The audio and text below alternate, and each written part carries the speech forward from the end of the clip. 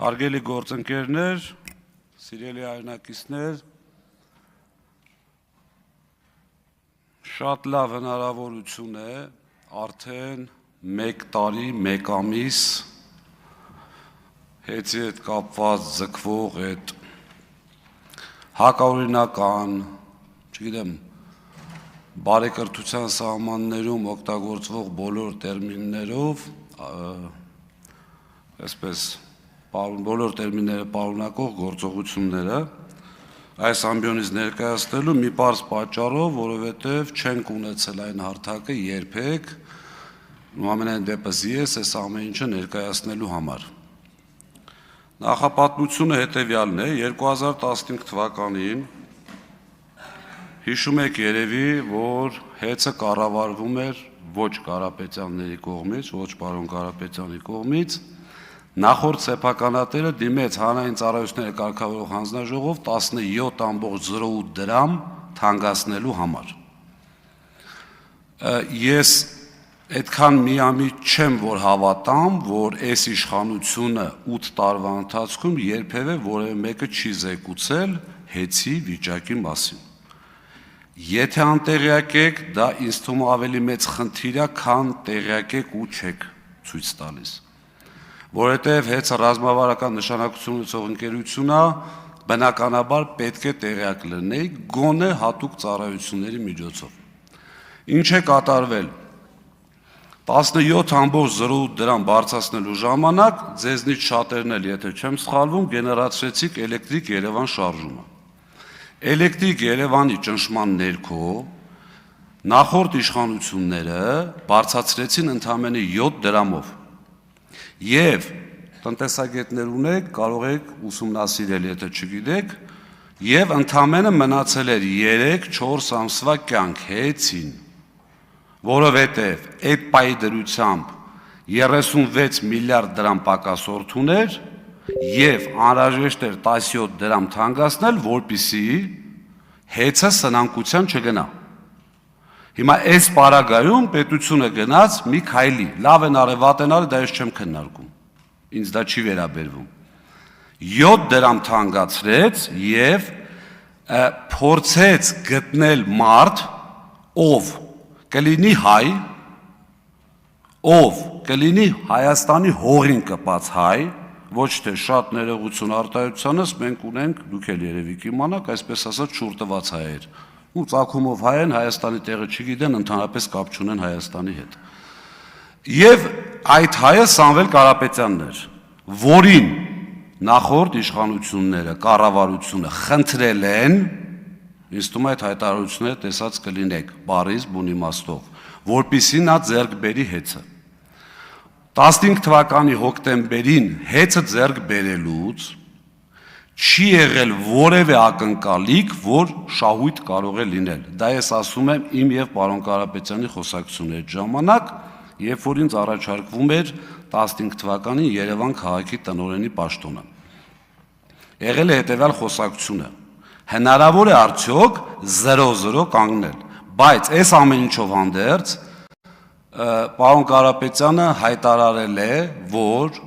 չեմ թանկացնելու հոսանքը, որպեսզի պատկերացնեք շատ կարճ։ Եթե հոսանքը թանկանում է, պետք է տեսնել ով է թանկացնում։ Իշխանության մեջ կան մանիպուլատիվ մարդիկ, որոնք մանիպուլյացիոն հայտարարություններ են անում եւ գցում դաշտ, որ հոսանքի որևէ թանկացում կատարվում է հեծի կողմից։ Այդպիսի բան չի եղել 10 տարվա ընթացքում 0 դրամ է հեծի նախաձեռնությամբ թանկացվել։ Թանկացնողը պետական իբրև թե անկախ մարմին է, հիմա կհիմնավորեմ, եւ այնտեղ առաջարկներ են ներկայացնում կամ հանձնաժողով իր նախաձեռնությամբ թանկացնում է հոսանքը։ Հեծը երբևէ չի դիմել, որպեսզի հոսանքը թանկացվի։ Դրանից հետո մենք բազմաթիվ, ճարագ ասեմ ժամանակը հերիքի, դրանից հետո բազմաթիվ համակարգեր ենք ներդնում, ասկոյի համակարգ, այդ թվայնացված, որպեսզի ամբողջ ինֆորմացիան միանգամից առանց տեսուչի ներգործության քաշվի, մոտավորապես 700 միլիոն դոլարի ներդրումներ են կատարվում, որից հետո այսպես գալիս ենք հասնում ենք 2025 թվականին պարոն Կարապետյանի հայտարարությունը։ Ինչ եմ ասում 25 թվականի պարոն Կարապետյանի հայտարարությունը, որտեղ այստեղ խոսվեց 24 թվականին լսումներ են եղել, 24 թվականին լսումներ եղել ձեր կողմից ընտրված, ձեր ամենայն դեպս փաստացի կոնտրոլի տակ գտնվող հանրային ծառայությունների կարգավորող հանձնաժողովի նախագահ պատասխանել է ձեր հարցերին։ Հեցի ներկայացուցիչ ինչի չեք կանչել, այդ դուք գիտեք, դուք էլ ընդունեցիք, որ չեք կանչել։ Դրա համար ես բերում եմ 25 թվական Կարապետյանի հայտարարությունը իր պաշտպանություն եկեղեցու, որից հետո այս դահլիճում կոլեգիալ մարմինի ոչնչացումով հանրային ծառայությունների կարգավորող հանձնաժողովը կոլեգիալ մարմին է, յուրաքանչյուր որոշում ընդունում է կոլեգիալ։ Դուք բերեցիք այստեղ իմիջիալոց ՔՊ խմբակցության նախաձեռնությամբ, այդ դուք մտածեք ինչի կառավարությունը այդ նախաձեռնությամբ հանդես չեկա, որովհետև պատմությունը դա գնահատելու է, միգուցե քրե իրավական գնահատական կտրվի տեղ ապագայում։ Եվ ՔՊ-ն օրենսդրական նախաձեռնությամբ հանդես եկավ, որ կոլեգիալ մարմնի ղեկավարին, հարգելի սիրելի հայրենակիցներ, խնդրում եմ այստեղ ուշադրություն, տալ առանձին լիազորություն տկենի նամակի հիման վրա, այնտեղ, եթե չեմ սխալվում, 3-4 կետ է տալիս, այսպես թույլից միջև ուժեղ, ընդհուպ կառավարիչ նշանակել։ Մի անձին է նշանակել կառավարիչ, եւ բնականաբար այդպես է պետք է լիներ, տկենը նամակը գրեց 9 կետով, հետո հանրային ծառայությունների կարգավորող հանձնաժողով լիցենզիայի զրկման ժամանակ այդ 9 կետից չեմ հիշում, եթե եկած է լինի 1-2 կետ եկած լինի, բալանցածը դուրս եկավ եւ ընտրվեց ամենա, այսպես ասած, ես ռուսերեն ասեմ, ինչ ուզում եք, ում հետ ուզում եք կապեք, դա ձեր խնդիրն է, սա կոչվում է ռեյդերսկի զախվատ, որովհետև վերցրեցին մարդու սեփականության վրա բերեցին, օրենքը փոխեցին, մեծամասնություն իրենց տակ կառավարությունը նշանակեցին, բերեցին իշխող կուսակցության վարչության անդամ, նշանակեցին այդտեղ կառավարիչ ու ասեցին, որ դու պետք է ենթարկվես ՔՊ հասարակ անդամի, որը այդ անդամակցությունը դադարեցրել է, որ դառնա հանձնաժողովի նախագահ, որը հնարավոր չէ, դուք էլ լավ գիտեք։ Եվ այդտեղ այնուհետև եկավ նոյեմբեր ամիսը, լիցենզիայի զրկումը, այնտեղ օրեր ա տևել, շատ կարճ էին ուզում ավարտեն, հետո էլ հայտարարում են երկար քննարկեցինք, եթե ուշադիր եղած ելնեք կամ ձեզ հետաքրքիր եղած ելնի, ամենայն դեպս մեր հայրենակիցներից շատերից ես ստացել եմ այդ ինֆորմացիան, որ բավականին ուշադիր նայել են եւ այդ հայտարարությունը պատկերացնում էին։ Որոշումը պատրաստ դրած, ես այնտեղ հայտարարել եմ, գոնե գնայիք խորհրդակցեիք։ Նիստը վերջացավ թե չէ, միանգամից քվեարկեցին։ Որևէ այսպես նորմալ բան չասվեց, որից հետո լիցենզիայից զրկեցին, մենք գնացինք վարչական դատարան, արբիտրաժ եւ այլն, Հայաստանի Հանրապետությունը չկատարեց արբիտրաժի որոշումը, որը շատ տրամաբանական էր, այսինքն Հայաստանի Հանրապետությունը խնդրեց, եկավ միացավ ինչ որ մի հռչակագրի, ինչ որ մի արբիտրաժի եւ նրա որոշումը չկայացրեց, ստատուս քվո պայելու հետ կապված, այսինքն նրանք ինչ էին ասում, ես գործ եմ քննում, սպասեք գործը քննեմ, կարող է հետո իմ որոշումը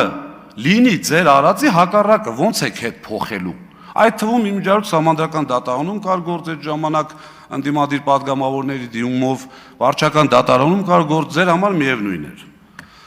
Եվ այդ ամեն ինչը տեղի ունենալուց հետո բնականաբար կառավարիչը նշանակվում է, գալիս է առաջի օրը շենք չմտած, ինձ ազատում է աշխատանքից, երևի հասկանալով, որ լավ օրեր չի սպասվում, աշխատանքային առումով եմ ասում այդտեղ, որից հետո հայտարարվում է այսպես ասած առանց փաստական հանգամանքների հանձնագործներ, թալան եւ այլ, եւ ես մի առաջարկով եմ հանդես գալիս, շատ ուղիղ կառավարչին եւ հանրային ծառայությունների կարգավորող հանձնաժողով նախագահին, հաշվի առնելով, որ հմեկը վաղուց արդեն ձեր սեփականությունն է, ոչ թե հանրային հեռուստաընկերություն, ես չեմ կարող կազմակերպել, խնդրում եմ, դուք կազմակերպեք ուղիղ եթերում բանավեճ։ Դուք մեր հայրենակիցներին ասում եք, հեծը թալանել են, հեծը էս են արել, իմիջիալոց պարոն Կոնջորյան, բարեկրությունից եք խոսում, դուք ասեք, թե պարոն Ալեքսանյան այլանդակություններ են կատարվել, ես հիմա այդ գայթակղությունը շատ մեծ է, որ ասեմ, այլանդակությունները որտեղ են կատարվել